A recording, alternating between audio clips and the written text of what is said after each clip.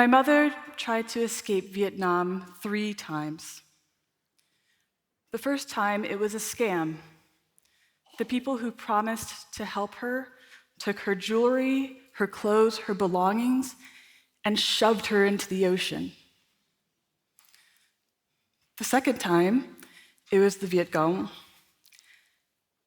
They found her group as they were trying to leave that country, a country where hope had become illegal. By the third attempt, she wasn't alone. She went with one of her sisters, a toddler, one of her students, and 4 teenage nephews. They crammed into a small fishing boat about the size of this stage with 75 other souls. It was meant to be a 4-day journey, but the engine broke. It became 14. They drifted on the South China Sea with no food, no water. People on passing ships saw them waving, yelling, and kept going. So as time passed, so did people. My mom's group of 8 became 7.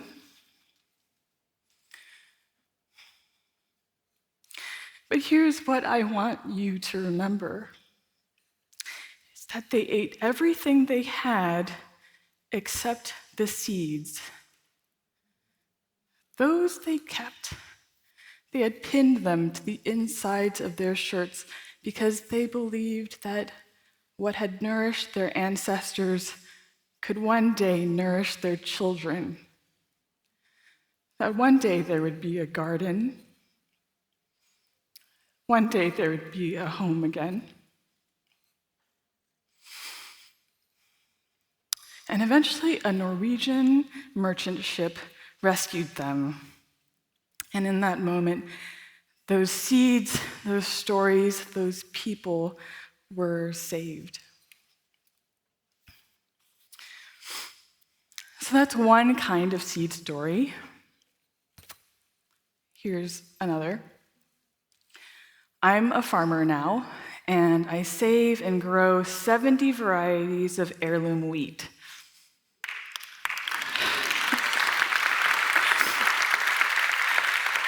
And I also know that, if you want to get invited to fewer dinner parties, start explaining the difference between hard red winter wheat and soft white spring wheat.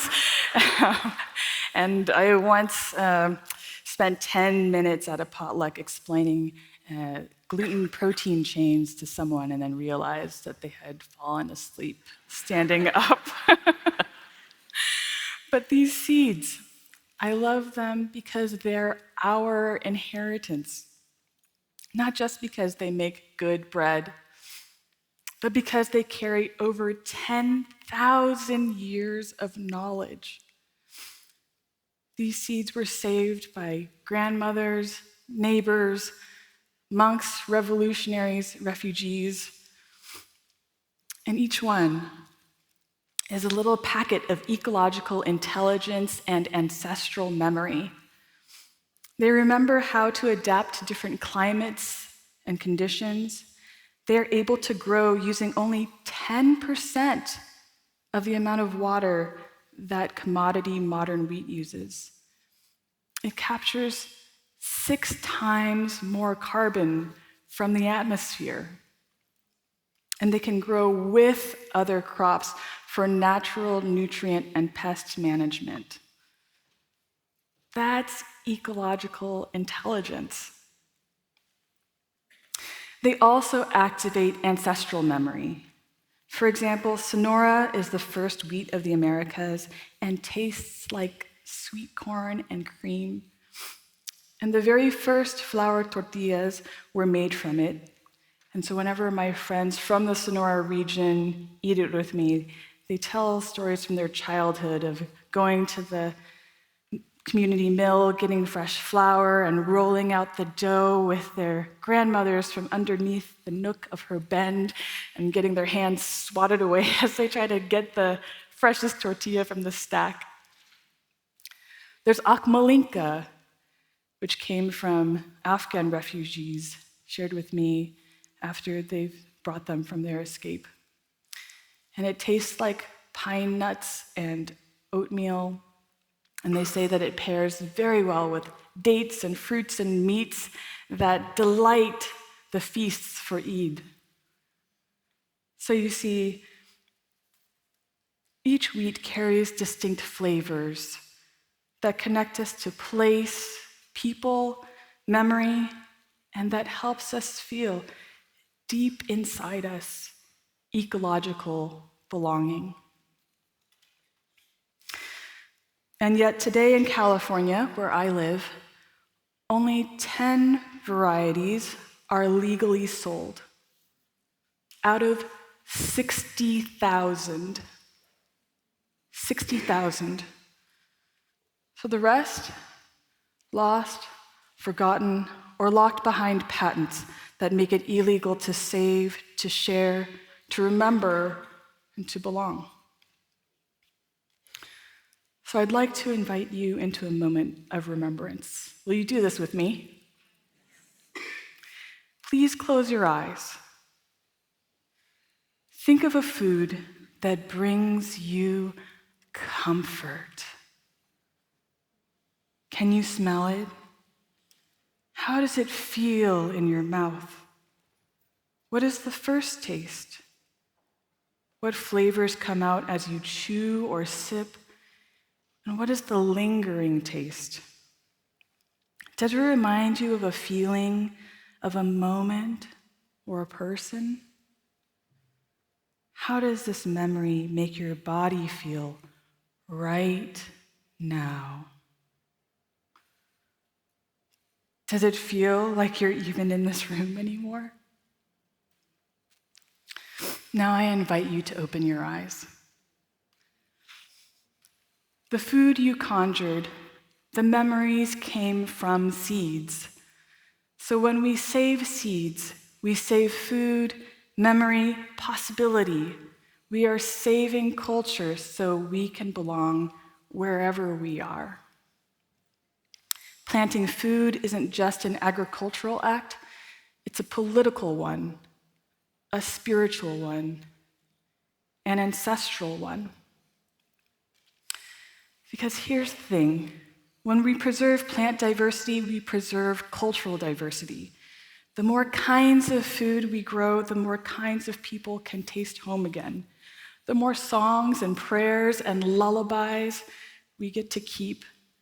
The more textures, flavors, spices, metaphors we get to use when we talk about love or grief or hope.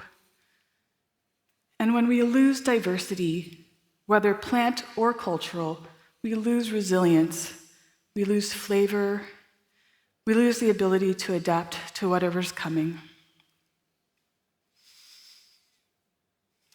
I often think about my mother's generation. Over 1 million Vietnamese people fled by boat. Some survived, some were captured, some drowned. But what amazes me is that so many of them, even in desperation, remembered to bring seeds. Imagine being in a panic and gathering your children, your documents, and your life in a bag and thinking, don't forget the squash seeds. And that's devotion. That's faith. That's belonging. And that's the kind of belonging I aim to cultivate. Not the kind based on ownership, but the kind based on relationship. because we don't own the seeds. They were gifted to us. We don't own the land, we belong to it. And we don't control the future, but we plant for it anyway. We may not see the trees that grow from the seeds that we saved, but someday someone will sit under its shade and they will eat the fruit and feel their grandmother's voice in their mouth. And that's why I'm here. I remind myself that stewardship is not about domination, it's about devotion.